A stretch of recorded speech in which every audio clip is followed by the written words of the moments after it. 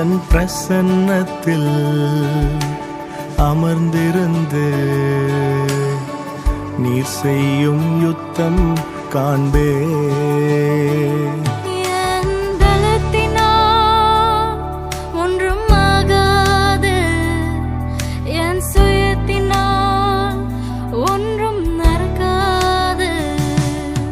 என் பலத்தினால் ஒன்றும் ஆகாது, என் சுயத்தினால் ஒன்றும் நடக்காது.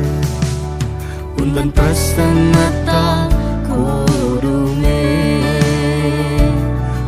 உந்தன் பிரசன்னத்தால் கூடுமே.